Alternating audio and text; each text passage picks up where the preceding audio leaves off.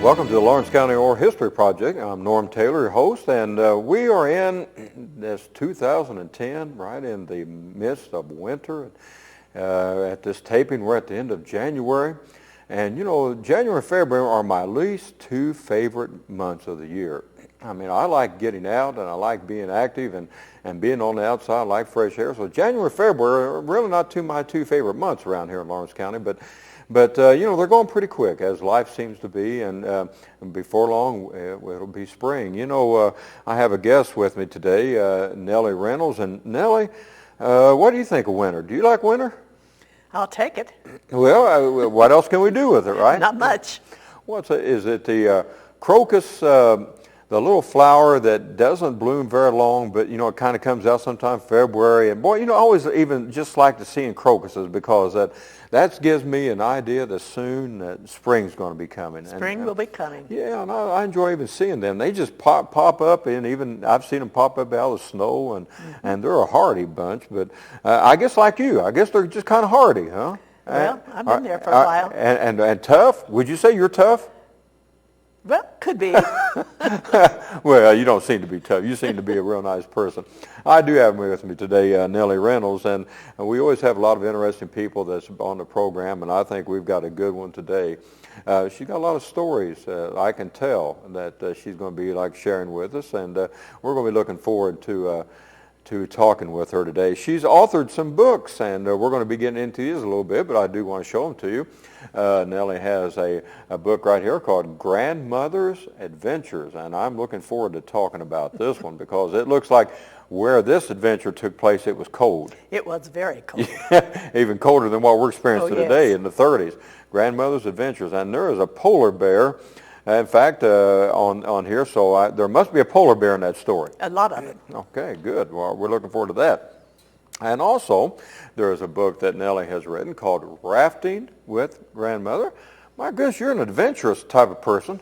I just take what's coming along. Well, I guess so. And Nellie is there again. She's evidently done some White River rafting, and we're going to be looking forward to hearing about this story with this book. And then also, she's involved with a writers club, and there is a book here called High Mileage Hearts, and there are several We're not authors. very young. Well, but we have a lot of stories to tell. Well, you know, I recognize on the back here as I'm looking, you guys are looking at the front, I'm looking at the back, but there is off of Dive Road back here, there is a little gas station. I'm assuming this is where Yes. this is at, and you guys are pushing a car. Did that car run out of gas?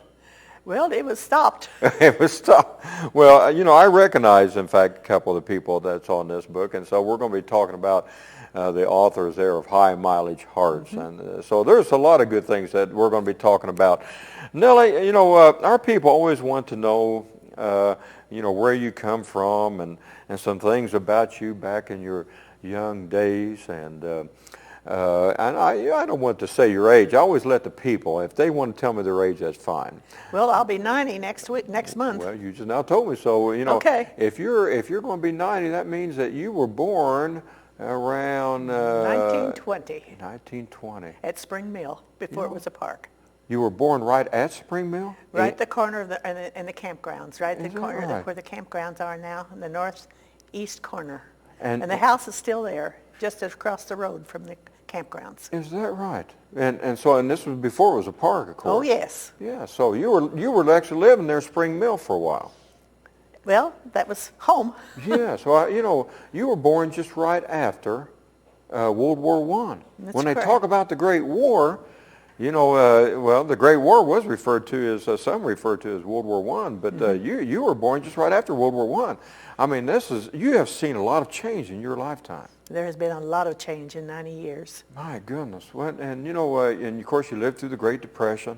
We've had several on our program that lived through the Great Depression. Even though I didn't live through the Great Depression, I've talked to a lot of people that did. And so you've seen some hard times. Well, everyone was the same. So I don't know if we felt like that we were deprived of anything at that time because we were all in the same situation. No, where were you? Were you at when the Great Depression was going on? You would have been just a young person going into your teens. You know. Well, I lived in Bedford at that time. You lived in Bedford at that time. Yeah. When did you move from the Springmill area? Well, I moved from there when probably I was 2 years old into Lawrenceport, and from Lawrenceport into Mitchell, and from Mitchell into Bedford when I was 10 years old. Okay, so yeah, you moved around a little bit there when you were pretty young, didn't you? Yeah, so you probably don't remember then anything about actually living in Springmill Park, or do you? Well, do you remember anything from that? it was a gathering place even then for the family when we wanted to get around to have a family reunion or have a dinner or something. We were still, it was a gathering place even at that time. Yeah, and that's one of my favorite places to go is the Springmill. No, I've I love appreciated it. it more as I've gotten to be older, and I love doing those trails, and I do Civil War reenacting, so we're down there in the village quite a bit, and that is a very special place for Lawrence County. It is special. And it's one that I know a lot of people should be taking advantage of, and a lot of people do, but it is just a peaceful place, and it is just a diamond for us here in Lawrence County. Growing up then, and you've seen a lot of changes, but how would you describe your childhood? Fun. You had fun? How was it fun? Oh my. I mean, you're being raised in some pretty hard times, and how could it be fun? We didn't think it was hard times. It was just our life through that. And of course, I have farming in my background. My dad was a farmer earlier. So you always had enough to eat? Oh yes, Yeah. enough to eat. Yeah. And fun and kids to play with and grandkids and all. And the farm, my grandparents, Coglazers, Jay Coglazer, who was an auctioneer, lived just north of Mitchell, which is now part of the city limits. But the old barn was a place for all of us 7 grandkids to play in. Well, what would you guys do? You didn't have television. Who cares? Wow. No internet. Who cares? No video games. No. No, but Well, there wouldn't have been anything to do. You guys would have had to have been bored to Cowboy death. and Indians? Cowboy and Indians. Didn't you ever play Cowboy and Indians? Yeah, I sure did. Yeah. And what did you make as a gun? A stick. Okay. But later on, I got rubber away. guns? What now? What you call rubber guns, and we made our own sticks? No, maybe my. I did. We carved looks I know what like a you're talking gun. about. Yeah. And then we yeah. took a pinch clothespin and fastened it on the back. Yeah. Cut a ring around an old inner tube. Fastened it to that pinch clothespin to the front, and flipped that clothespin, and away the bullet went. And it hurt. Yeah. Well, what did you flip? What were the bullets? The old the piece of inner tube. Oh, that would sting. It did sting too. I think I was hit a number of times, and I decided I didn't want to play with it anymore. Well, Nellie, you're bringing up a good point because, it was before the time of television and video games and all those other things, but there was plenty to do, wasn't there? Oh, the barn was a wonderful place to play, and my grandmother, maybe she was beyond her times, but maybe she was a true farm woman. That's 7 grandkids, a big old barn. We all climbed all over every place. Yeah. And she told us, of course, it had snakes in it. Yeah. But she told us, you leave those snakes alone. They're our friends. You're right. So that was the way we learned a little bit about nature. So those snakes didn't bother you any? No. But they were there to catch those rats and mice? Yeah. They wouldn't show themselves with 7 noisy grandkids. They would hide. Well, I wouldn't think so. So during that time, then, did you have a creek by you? Oh, yes. So you got to play in the creek, got to do some swimming in the creek in the summertime? Yeah, well, I was very fortunate as far as swimming is concerned. My mother would swim, which I think is a little bit unusual for someone of that age. Yeah. And my mother and dad both swim, so I never remember learning how to swim because I was always in the water. Oh, okay. You were just like a fish. Yeah, that was part of my life. Describe your mom and dad to me. Well, mother and dad, perhaps some people here in town might remember him. He had the C&B electric and appliance and hardware store next to the Masonic Temple. Okay. And that was his life. And when we were on the farm, he was a huckster. And now, some people won't know what you're talking about being a huckster.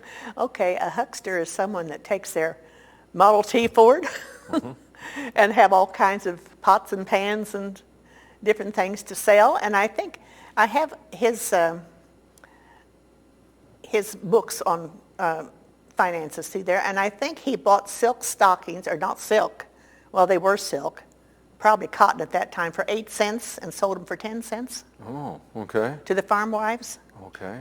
So he would drive around this old Model T Ford, and as a huckster, and and he had all these goods and things like that that he would sell, did he do pretty well at that? We had a living. We ate. Yeah. You know, when you mentioned about the store next to Masonic Temple, that would have been there where Dave Jacobs in. That was between Dave's store and the Masonic Temple. Oh, okay. And Dad built that building in 1946. 1946. But before that, he was there from 1936 in the old Mrs. Ray's hat shop. It was just an old house that was sitting there between the Masonic Temple and the furniture store. So there was an old house that was in between those two. Now, And it was a hat shop. I mean, Mrs. Ray's hat shop. Okay. So the square, on that part of the square, how much different did it look then than it does now? Oh, a lot. For instance, down by where the museum is now, that had steps in the sidewalk Okay. down to the railroad. Okay. And the railroad was pretty active, I guess, during that time. Yes, it was very active. Do you remember the downtown being pretty active during that time? Very, very active, especially on Saturday night, and you actually elbowed yourself around the town. There was that many people down there. on the, going on the sidewalk. And I guess that the stores were open on Saturday nights there. Oh, very definitely. There would have been restaurants down there. People, I know I've had past guests that talked about people would come in. Actually, they would come and bring their car and park it during the day, and then they did. And then they would watch the people just kind of roll around. Is that kind of what you remember with it? Well, yes. Yeah. So it was a real treat for you then, on Saturday nights then to come into town like that. Well, everyone came into town so they could see everyone else. Yeah, yeah. And do you remember going to the movies during that time? Oh, yes. Yeah. And where was the movies located? Well, there was Von Ritz, which is where the old jail is now. Yeah. And the Indiana Theater, which is down on 15th Street. Yeah. I think there's an Abstract House place there now. Okay. The building is down. Yeah. Yeah. And so it had two movie theaters. Well, yes, although I don't remember the one that was the other one. There was another one there where the Crane Shoe Store is now, but I don't remember it. So you enjoyed going to the movies? Yes. Yeah. All the cowboy movies. Who did you like to see? Oh, goodness. Tom Mix? Tom Mix and Ken Maynard. Ken Maynard. Buck Jones. Yeah. Yeah. A lot of them. I heard that someone told me that Tom Mix actually came and spoke in Bedford one time. He did. Downtown there. And that would have been a real treat at that time for Tom Mix to be down there. Of course, this is about the time Gene Autry would have been coming in a little bit later. Well, Gene Autry was here too. Gene Autry was here in Bedford? Mm-hmm. Oh, I didn't know that. Yes, he was. Where did he speak at? Down at the Indiana Theater. Oh, okay. He was down there. Did you happen to get to go see him? Oh, yes. You did? I went to see all of them. Well, Cowboys. Yeah. But you didn't see Tom Mix, did you? No. Okay, but you did get to see Gene Autry. Yes. Did you actually get to go? Did he actually meet the people any at that? Do you remember that? That I don't remember. Yeah. He's a singing cowboy. Did he sing any, or did he Yes, just talk? he did. He did sing. I think this probably was before his heyday. Yeah. And but yes, he was a singer. Well, I think of Gene Autry as, of course, like you do, as a actor and as a cowboy. I also think of him as, and whenever I think of his singing, Rudolph the Red-Nosed Reindeer. I mean, that had to be one of his most popular. All kids loved that song. Without a doubt. What about during the holidays around in Lawrence County during that time, growing up? What was it like for you for Christmas or Thanksgiving or Halloween or any of those kind of holidays? There were several of them that were real special. Of course, since Dad had the store, he also had a Santa Claus. The fair store was on one side of the Masonic Temple, and Dad's store was on the east side of the Masonic Temple. And a fellow by the name of Harris, which is my sister-in-law's father, was Santa Claus.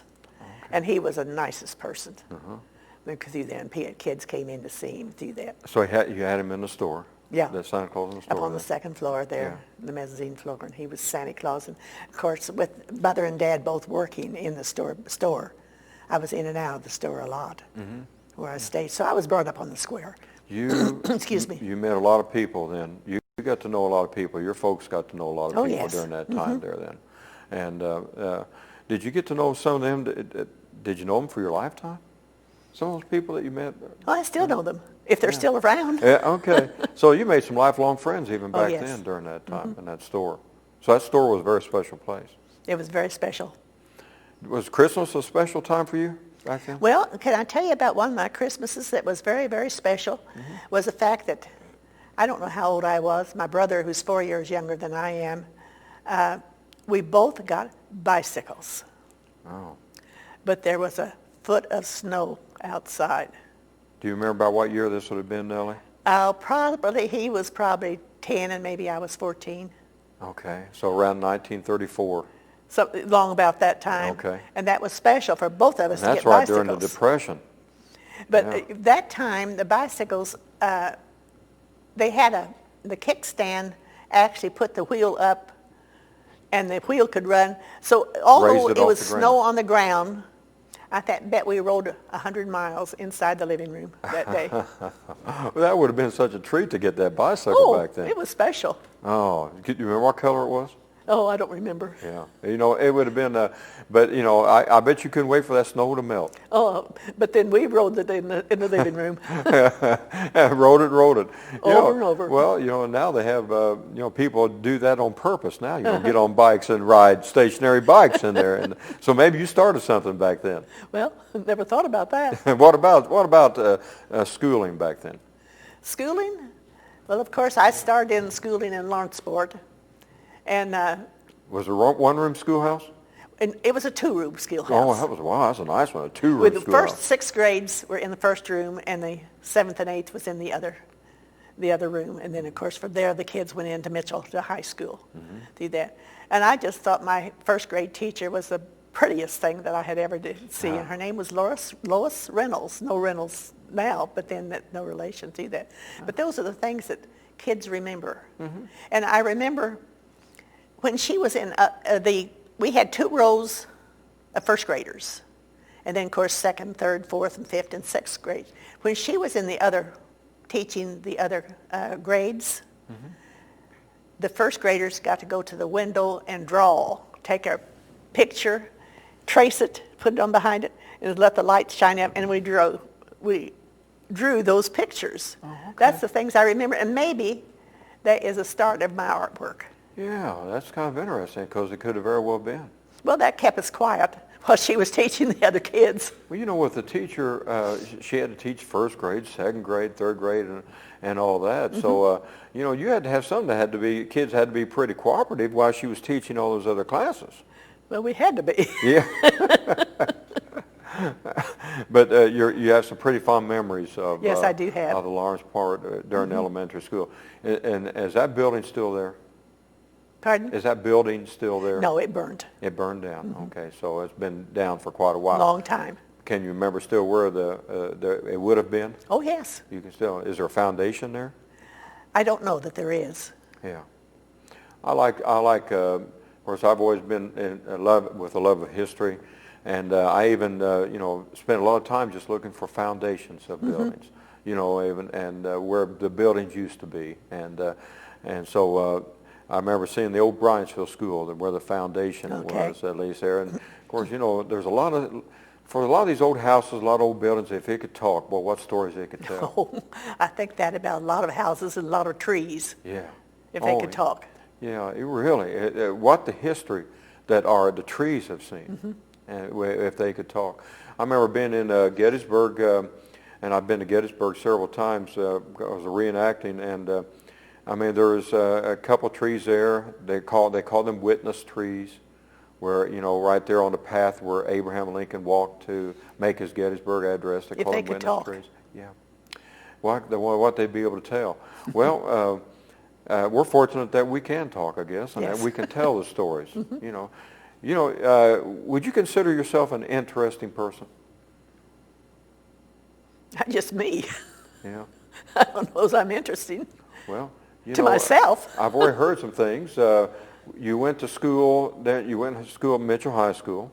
No, Bedford High School. Bedford High I was School. 10 when I moved into Bedford. And about what year did you finish up your education there at 1938. Bedford High? 1938. Oh, that was a good year. Oh, that was a good class? Yes, it was. And some pretty We're good- still meeting every second Monday of the month. You're still really that often? Every second Monday of every month, we meet down at Hardee's, and there's usually about 10 of us. Well, that's great. How many was in that graduating class in 1938? If I remember correctly, it was around 157. Okay. And I think perhaps across the year now there may be as many or not as 20 of us that's still left. You guys must have had a pretty close class back then. We did have. You know, this was prior to World War II breaking out, Mm-hmm. so it was breaking out pretty soon. Yeah, In fact, the year in 39 where it was breaking out, but that was what did you do right after you got out of high school then? I went to IU Okay. for a year and enjoyed it completely. Mm-hmm. And then I got married.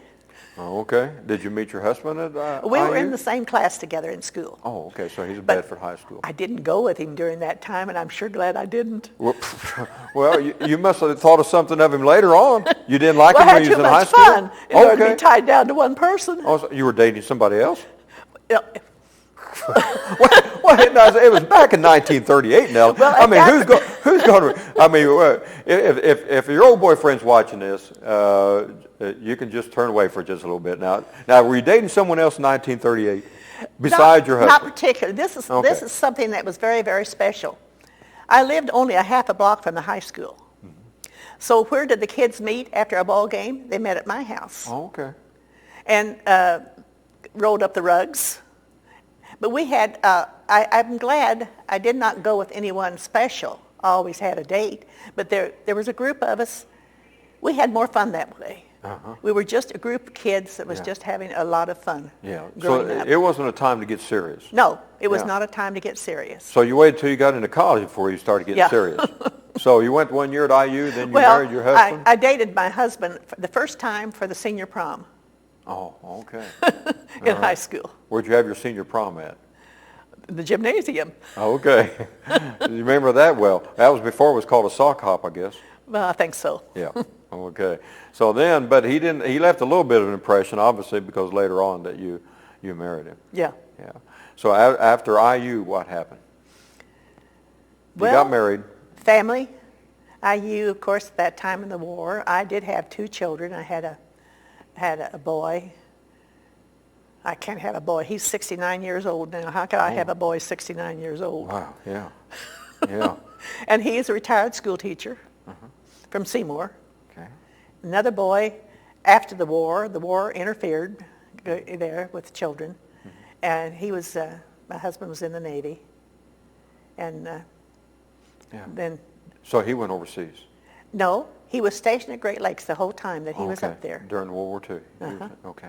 You never know what's going to happen to kids when they go into the service and but that was there. They kept him up there so that they could help. He was actually, he operated the movie projector for the,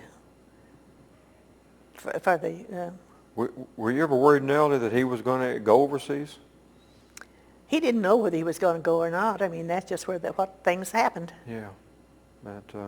It was, for everybody that was living through World War II during that time, and you would have had friends that their husbands would have gone overseas. A lot of friends, and of course a lot of kids in my class did not come back. Yeah. That was just unfortunate, but that's the way it was. During World War II, Nellie, and we've talked to several World War II veterans on this program, but for you, even though you didn't have a husband that was deployed overseas, but were you involved in the war effort, do you feel like that while you were over here? And what ways were people, the wives, helping out during World War II? Well, if I remember right, I got $30. Does that sound right? I think $30 a month to live on. But we had, before he went into the service, we had our own house that we were buying, and I think we were paying, maybe $33 a month in payments to that. And then when he was in Great Lakes, I had an uncle, Wayne Guthrie, that was living in Chicago. And I went up to stay with him when my husband was at Great Lakes so he could come back. I mean, he stopped it there that's where we were living then until we came back. All right, then. All right. Somewhere along the lines, you got interested in airplanes.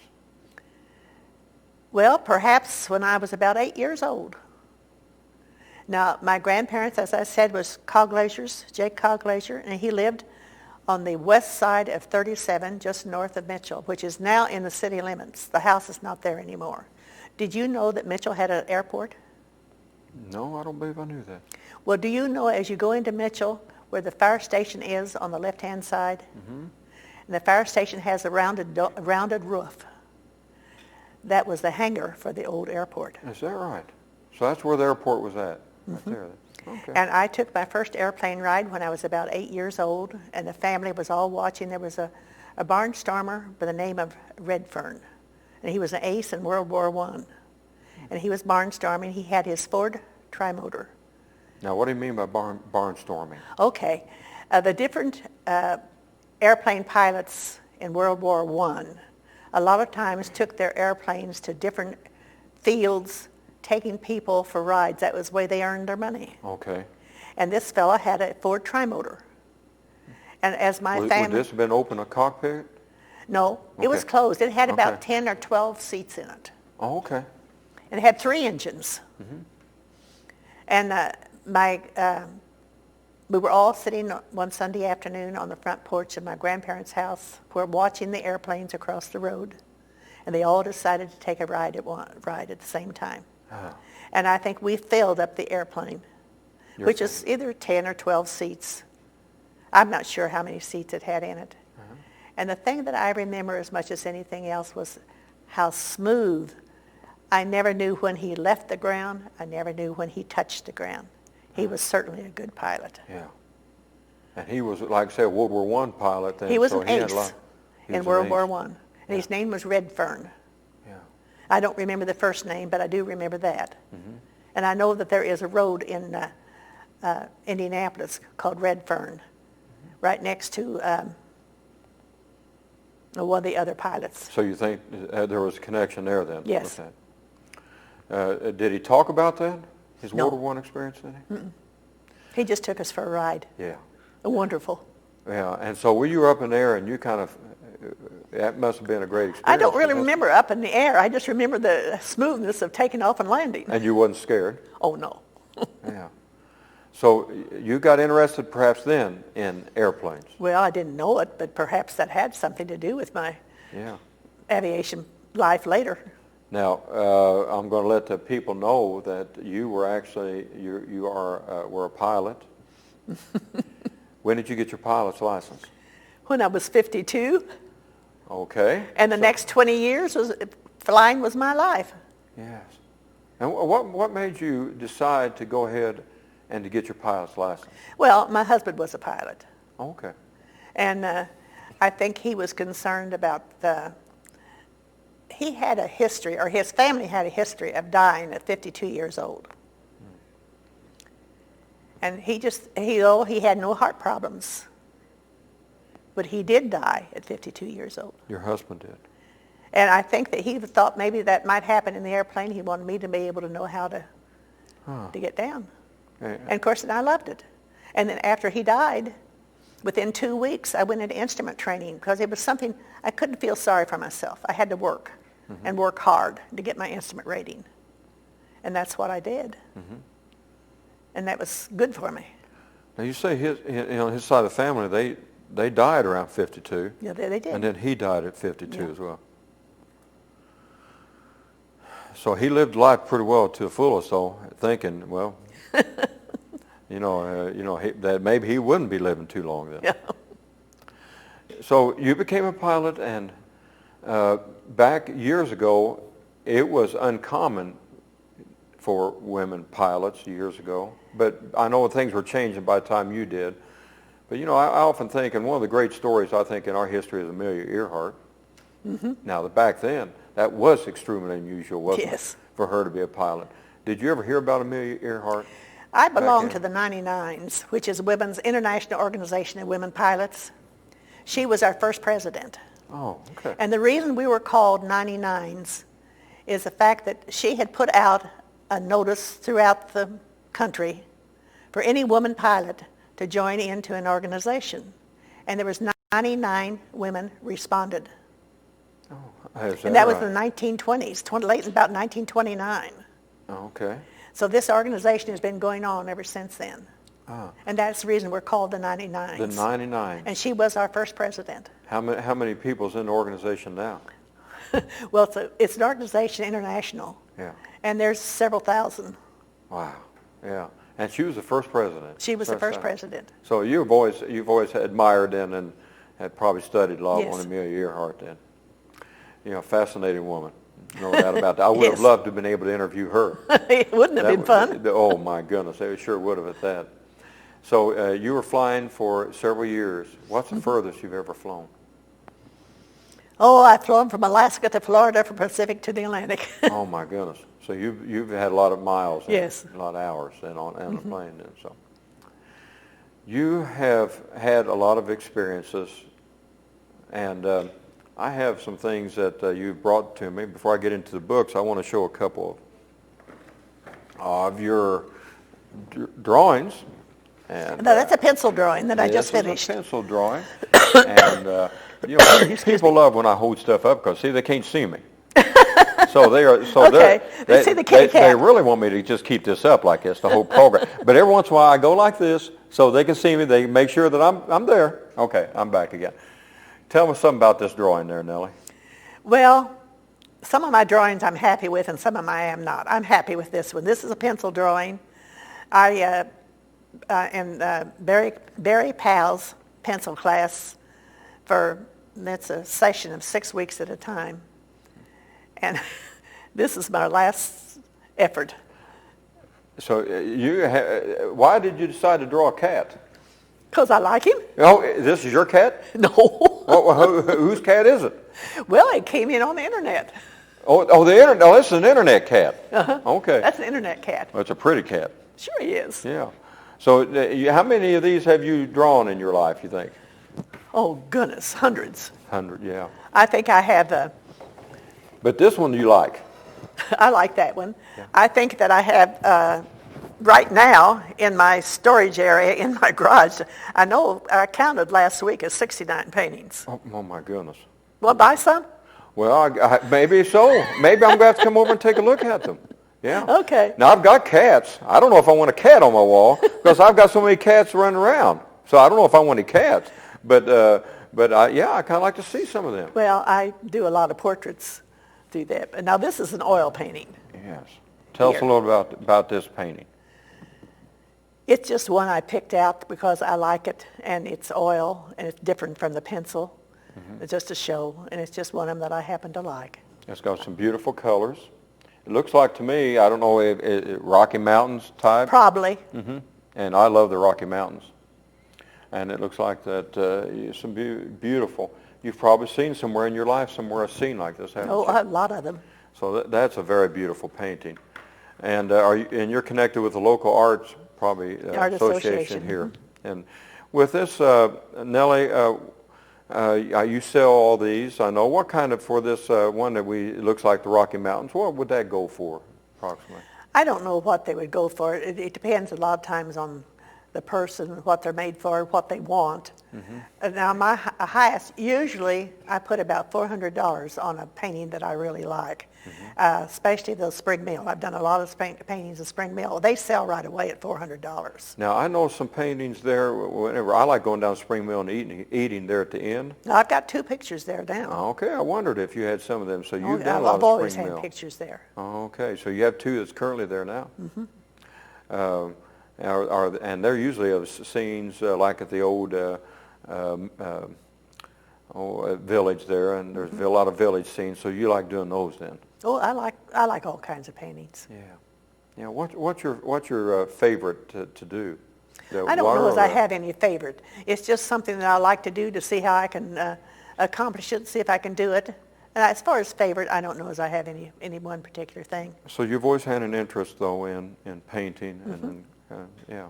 I took art in high school, and enjoyed it then.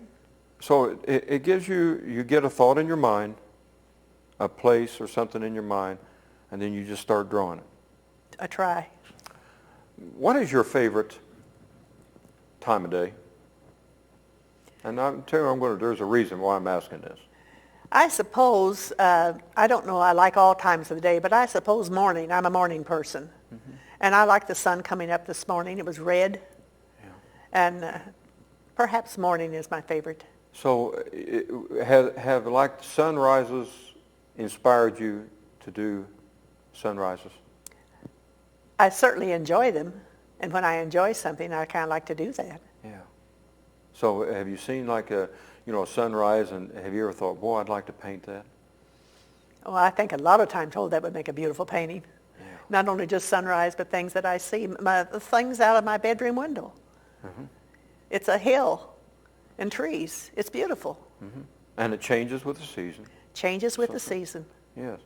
I remember seeing recently a documentary of Yellowstone, and my wife and I went to Yellowstone a couple of years ago, and it was amazing. They said how every 30 seconds how the landscape changes. And so they were constantly taking pictures of this one area, but every 30 seconds how like there was steam, fog coming in or leaving, mm-hmm. and shadows and all that. So, well, I went snowmobiling in Yellowstone. So if you see it in the wintertime, it's a lot different than in the summertime. Yeah. But it's just absolutely beautiful, breathtaking. I've heard, in fact, that documentary I watched on that said that was his favorite time. To be in Yellowstone was in the wintertime. It's beautiful. The crowds were down. And it does look totally different. Yes, it does. So, the reason why I ask is because my favorite thing to watch or to view, and I do it every year as many times as I can. And this is a little strange, but if you get to know me, I am a little strange in some way. I love the setting of the moon. Oh. Now, you don't hear it. People have asked, what's your favorite? Is it sunrise, sunset? My favorite is the setting of the moon. All right. Because I love the summer nights like that. And, when the moon is setting on the horizon, it has a beautiful orange color to it. And it is just a very peaceful, beautiful thing to me. It is beautiful. It's always been beautiful when the moon is setting. But isn't this earth beautiful? There is everything about this earth is beautiful. That's why I say, absolutely. Nellie, I would not be happy myself living in the middle of New York City. I've been there, but there's too much concrete for me. I like seeing the green grass. I like seeing the hills. I like seeing creeks. I like being outside. I'm a rural type of person. Yeah. I'm with you there too. Yeah, but the setting of the moon is the most beautiful thing to me in the world. I mean, I've always been fascinated with the beautiful color of the orange, but I do like sunsets and sunrises as well. Sunrises are beautiful too. There is more color and a beauty in that. Mm-hmm. But I've never been I don't have the talent like you to be able to put it down. I don't know whether you'd call mine talent or not. It is just something that I like to do. Well, folks, let me ask you, for the sake of argument, I would say this is talent. Well, thank you.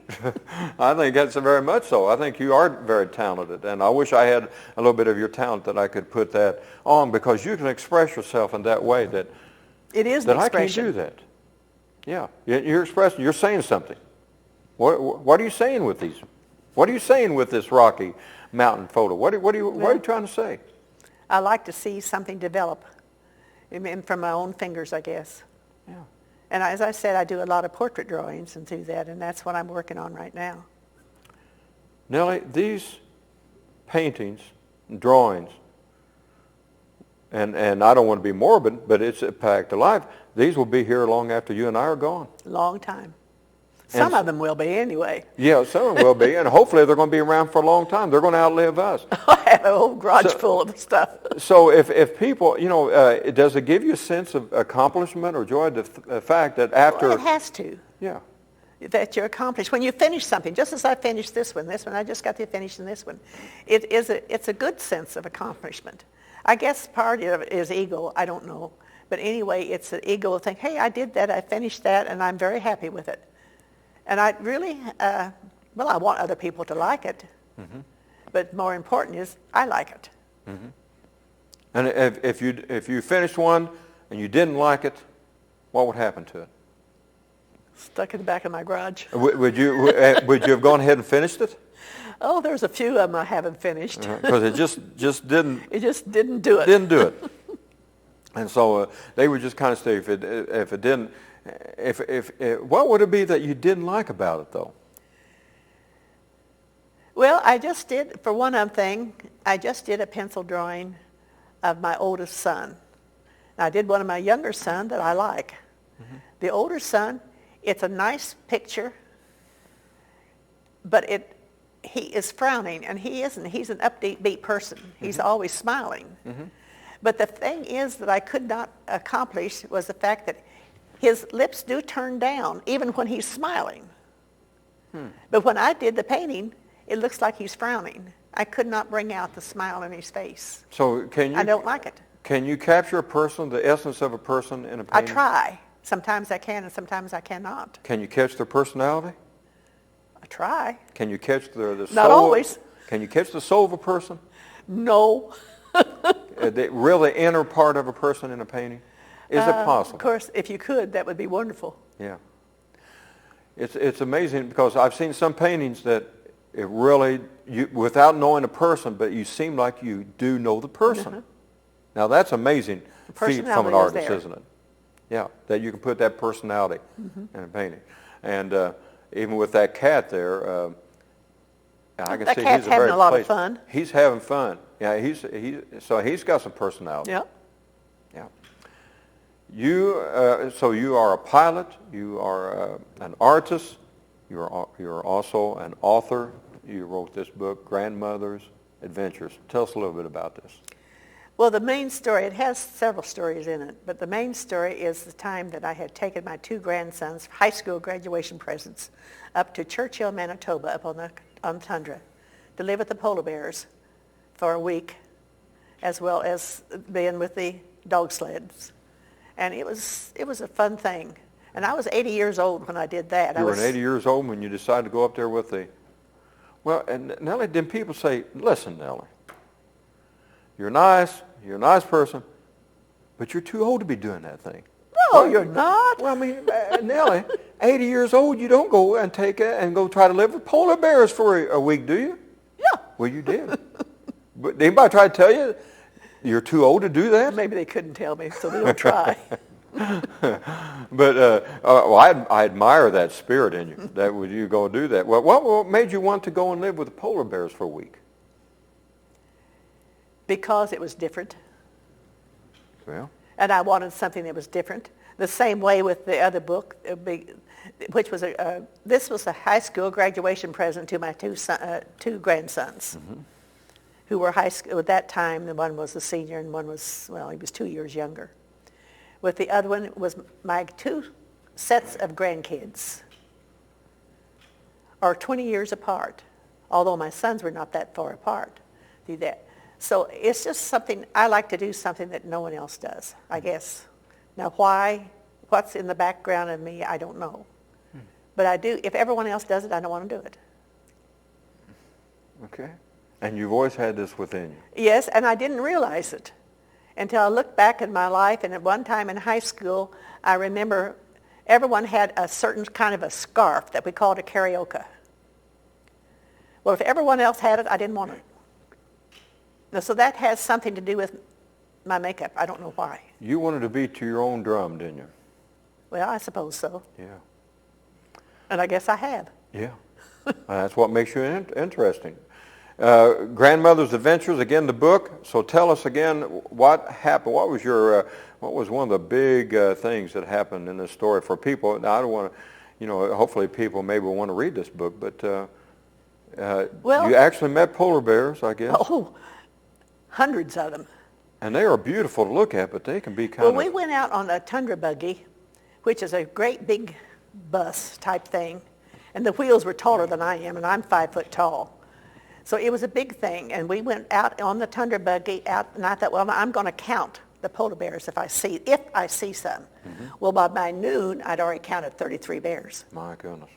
So I quit counting. And from there on, we spent the day driving the bus out with the polar bears. They didn't pay any attention to us. Mm-hmm.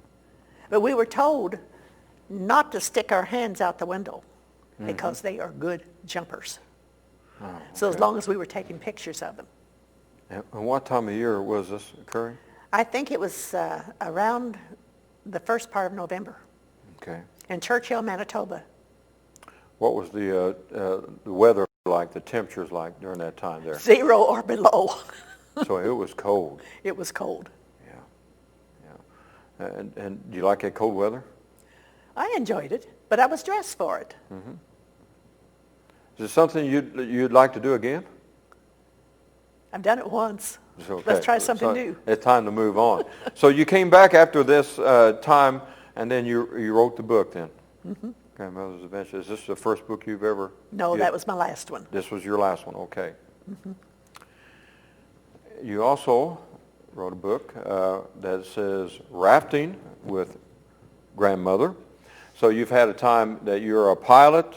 You have been up the northern part in the polar bear area, and now evidently you tried your hand at whitewater rafting as well. 9 days through the whole Grand Canyon, 300 miles. Through the whole Grand Canyon. Wow, what an experience that was. It was. It was a wonderful experience because the whole history of the earth opened up to you. You could see the history through the different things and the different walls. layers. And all of the earth's history is right there. And I love history. I love to know how the earth is made. And did you know that the Rocky Mountains have been up and eroded down, I think it's either 2 or 3 times in this time of this earth. I didn't know that. But that is interesting. So the earth keeps pushing them It's back right up then, and they keep getting rolling down and just keep pushing back up. Well, to me, there's hardly a greater sight than I've ever witnessed than like the Rocky Mountains. Well, that is part of it. And then here, the history of it is right there in the Grand Canyon. Did you go with the group into this rafting adventure then? And there was a group of us, there was 2 pontoon boats, or pontoon rafts, and about 15 in each boat, in each one of us. And of course, our guides were wonderful about telling us our history, and the history of the ancient people that was here before the Indians. And how in the world could those granaries be way up on the hill, so high above the water level now? That's a good question. It's a very good question. And do they know the answer? No. I don't either. And the Indians called these people the ancient people before them. Yeah. But they didn't know how they ended up there either. And I guess that's going to be something that's going to be lost to history. But it was history every day. It was a wonderful experience.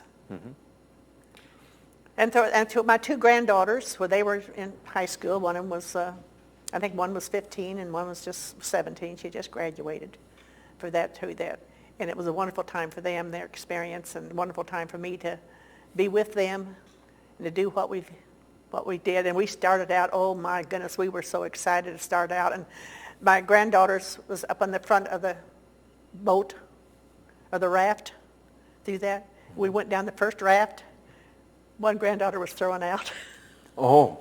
She was thrown out and hit the flex board, flipped back into the boat. And of course, we're given all kinds of information. If we are thrown out, what we were to do, we were not to try and swim it. We had our life jackets on. Just go with the water, and they would pick us up. Okay. So And that happened. Did it happen to you? Somebody was thrown out? Oh, yes. Yeah. But everybody was okay? Oh, yeah, everything. We came through just fine. Yeah. I got in quicksand one time. Now, that was something else, too. Where was that at? Well, down on the bottom of the Grand Canyon. We camped for the night on the side, and I stepped in a little stream of water. And you know when you're in quicksand, instantly. I've never been in quicksand. Don't. Okay.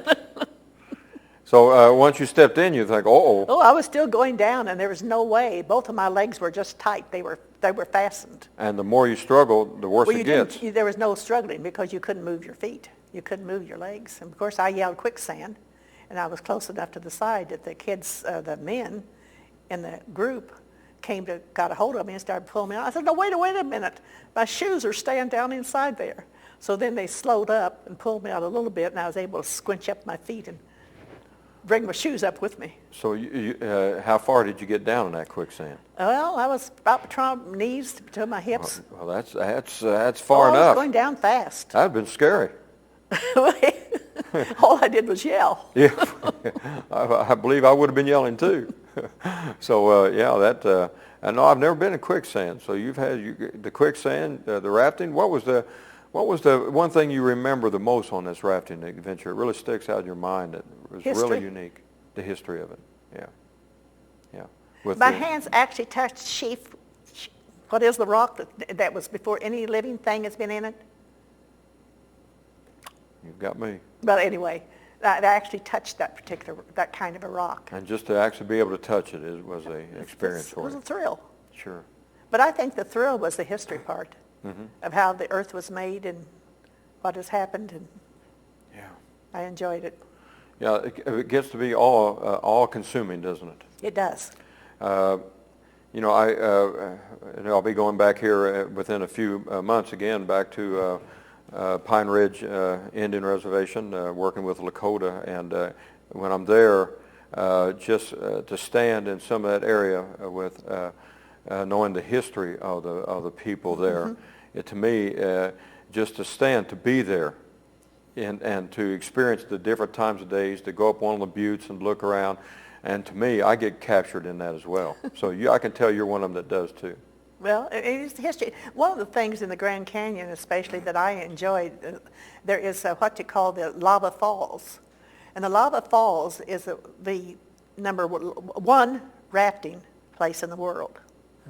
Now, before we went over the falls, or over this area, we were actually allowed to get out and walk up and take a look at it and see. We had our choice of walking around it or going on the boat.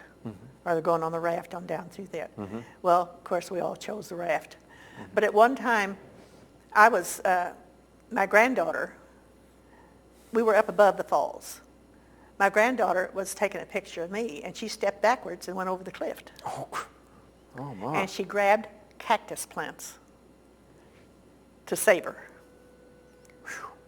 And her poor hands, of course, when they got up, they pulled her back up off of the cliff through that. Her hands looked like fur. There were so many needles and things in it. And then it was our time. We tried to pull out as many needles as we get out of her hands as possible. Then it was our time to go over the lava falls, which there was a big volcano. Had been one there, and that's what it was. It was lava that was made through there. There again is part of history, and you could read it. She says, "Grandmother, I can't hold on." Her hands through there. So we put her between my other granddaughter and myself, and we locked elbows. And that's the way we went over the falls. And now they were all helping everyone else, all the different rafts that were coming through. So we all stopped at the bottom of the falls while the next raft went through, so there was just protection. And we did see one girl go over at the top of the falls. She fell out of the boat and went through the falls and went on. But we watched her as she went on down. Later they picked her up. Yeah. So she was okay.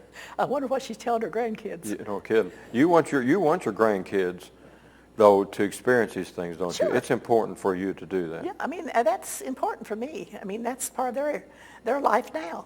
Yeah. One of them's in medical school. Grandkids. Yeah. You also have a book here that you're involved with, High Mileage Hearts. Can you tell us a little bit about this group? Well, they were a special group. We were in the Oakland City University class. And there was 9, there was 9 of us. I think there's 9 of us in the picture. And we enjoyed it so that we stayed together even after the class was over with. Now, one of them has gone on now. The man, which was Jack Thompson, has gone on.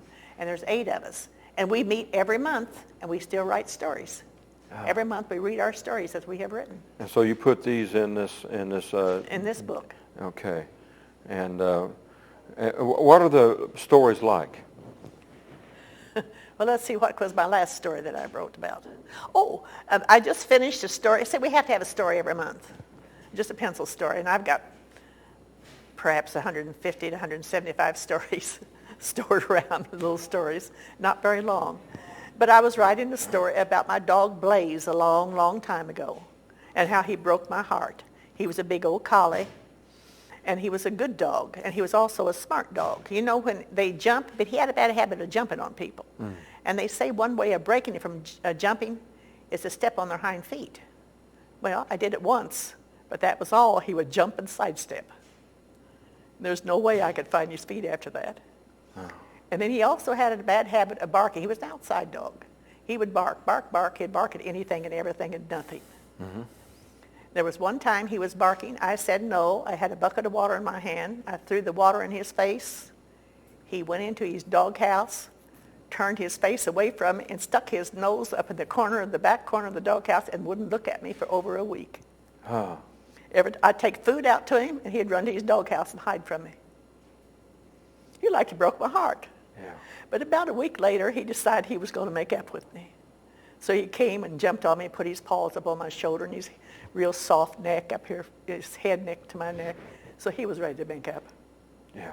That was my story I wrote this past month. Is that in this book? No. Okay. It's just finished. I just finished that. Just finished that. Mm-hmm. Yeah. Because that's, we've all, a lot of people that are probably watching this program, we've had dogs or pets in the past that become a very important part of our life. And well, they are. They are part of our family. Yeah. I can still remember when I was in second grade, a little beagle that I had that was ran over. He would always visit us at the bus stop and follow us as long as we could.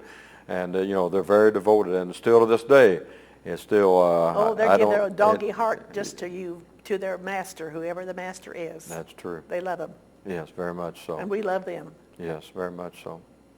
So this is a great bunch of people then. Very special. Yeah. And they all have something to say. All.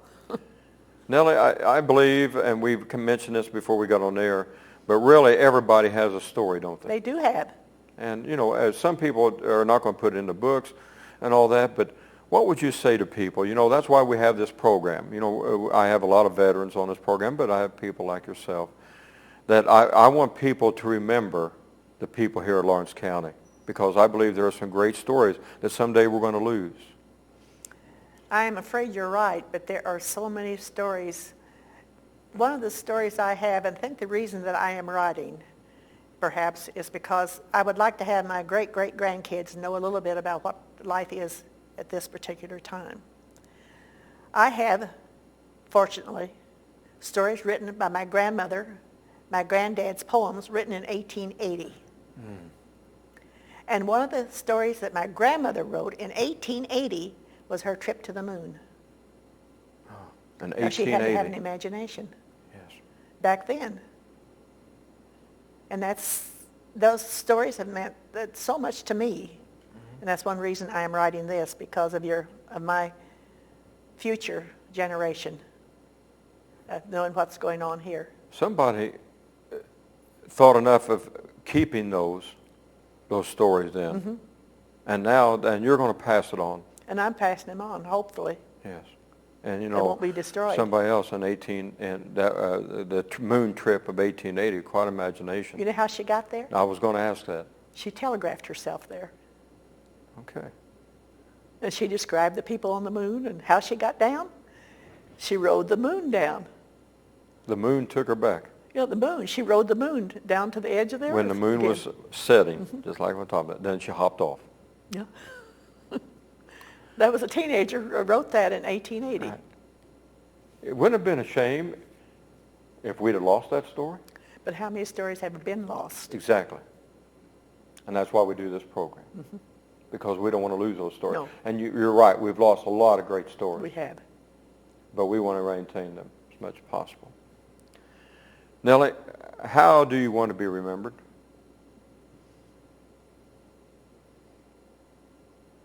As a fun person.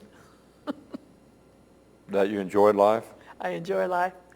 And if I can make everyone else enjoy life regardless of what happens, that would be something. Yeah. And if you were to say then, what would have been in your 90 years almost, what has been the biggest change that you've seen in this life? Probably transportation. You can remember the days of the horse and buggy, Oh, yes. the Model Ts, Model Ts. the two-wing airplanes, and now with the jets, the cars, it's all changed, hasn't It it? has all changed. How fast the earth is going, how we have become one earth, one people throughout the earth because now of transportation. And the technology. I had a couple of friends just a year ago before Christmas do that, and they now hold the record of the small airplane going around the earth in 8.5 days. It's amazing. Two women in a small airplane, and they're friends of mine. Wow. And that's a feat. yes, it is. Is there anything you still want to do? I'll just wait till the time comes and just grab whatever comes along. I believe that. Is there anything you wish that you would have done? Would you do anything differently? No, You'd live it just like you did it. just like I've done. I don't think I'd change anything. I've been fortunate. Yeah. We've been talking to Nellie Reynolds. And Nellie has been fascinating to get to know you a little bit more. Always whenever we leave the air, they're going to say, oh, I wish I'd have said this. But you've given us some insight into your life, and we appreciate it. Hopefully somebody will see this tape years from now, and they'll be glad that you told the stories that you did today. And I want to thank you for being here. And thank you for having me. And, there's a lot of people out there that you have some great stories to tell. That's why we want to record these. And you think, well, mine's not interesting, but I have a feeling they are. And there's some good ones out there that we want to hear from you. Lee and I will be back. We're going to have some veterans here hopefully pretty soon. And so we're going to have some more stories coming your way. This has been the Lawrence County Oral History Project. I'm your host, Norm Taylor, with my guest, my very special guest today, Nellie Reynolds. And we're going to be seeing you down the road. Thanks for watching.